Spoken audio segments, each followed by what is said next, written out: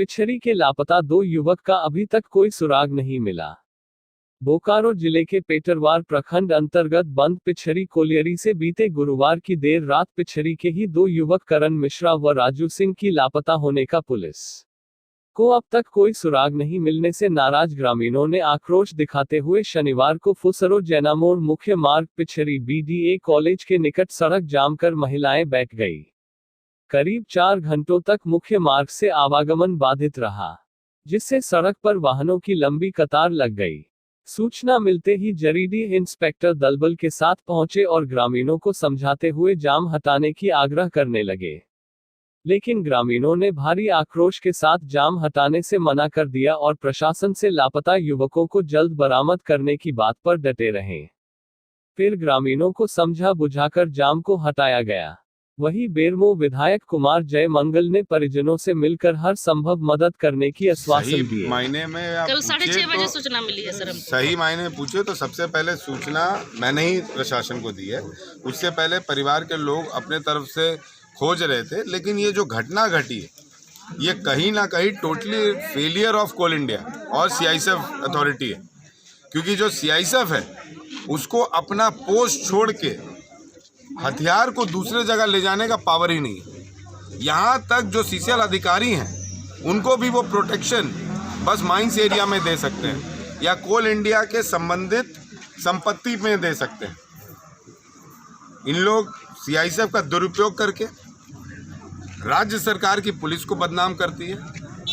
जिस जमीन का मोटेशन तक आज तक नहीं हुआ और करोड़ों रुपया कोल इंडिया का राज्य सरकार पर बाकी है, उस जमीन को कोल इंडिया अपना बताती है और विस्थापितों को मुआवजा भी नहीं दिया आज तक, और वहाँ पे विस्थापित का जमीन पर खुट्टा गाड़ने आती है। जब वो विस्थापित अपना रोजी रोटी चलाने के लिए साइकिल से टोकरी से कोयला ढोते हैं, तो उनको परेशान करने के लिए बिना लोकल पुलिस को सूचना दिए हुए रात में हथियार बंद जवानों के साथ एक गाड़ी ने 5-6 गाड़ी के साथ इन लोग गश्ती पे निकलते हैं और गश्ती पे निकलने के बाद सब गरीब से पैसा वसूलते हैं।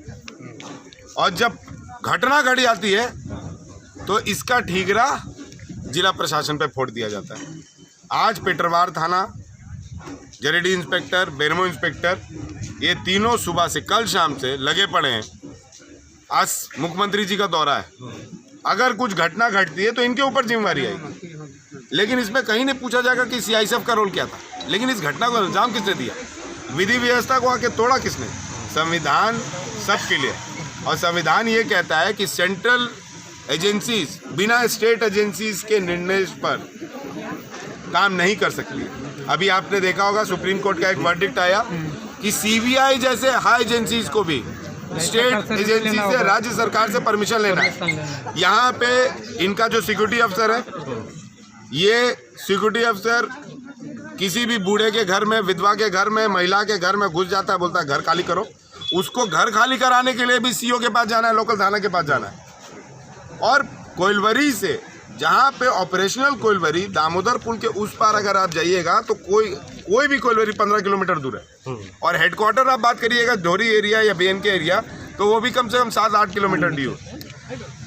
2 थाना का प्रीमिसेस पार करके CISF अपने जवानों के साथ हथियार लेके आता है और पूरे पिछरी में उन लोग तांडव करते रात में 2 बजे।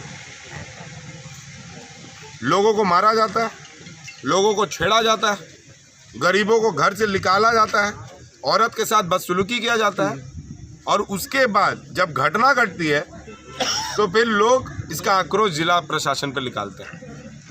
पूरी घटना कोल इंडिया के द्वारा इल्जाम दिया गया है, और ज़रूरत से ज़्यादा सचेत होने की ज़रूरत है जिला प्रशासन को, और जितना ज़्यादा हो सके इन लोग के ऊपर कार्रवाई होना चाहिए। किडनैपिंग का मामला अभी बनता है, अगर कल को घटना घटे और कुछ दुर्भाग्यपूर्ण कुछ अशुभ हो जाता है तो मर्डर का भी case CISF commandant, area security अफसर और वो तमाम जो सिक्योरिटी अफसर आए थे उन पर लदना चाहिए और उन पर कार्रवाई होना चाहिए। और जिला प्रशासन द्वारा ये निर्देश जाना चाहिए CISF को कि उनकी ड्यूटी क्या है। उनकी ड्यूटी माइंस प्रोटेक्शन और कोल इंडिया प्रोटेक्शन एक्ट में आती है। उनकी duty civilian area protection act में नहीं आती है। आप याद करें वो दिन जब बैंक लूट रहा था फुजरो बाजार में, सीआईएसएफ का बटालियन वहाँ से बस मात्र आधा किलोमीटर दूर था, एक सीआईएसएफ नहीं निकला अपने घर से।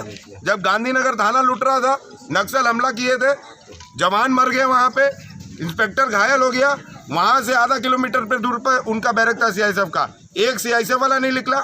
महुआ टायर एरिया में आज नक्सल तांडव कर रहे हैं, उनका भी माइंस प्रोटेक्शन एक्ट में वो लैंड आता है, एक सीआईएसएफ नहीं जाता है। लेकिन जहाँ पे उगाई करना होता है, जहाँ पे कमाई करना होता है, वहाँ पे सब सीआईएसएफ वाले ये काम करने लगते हैं।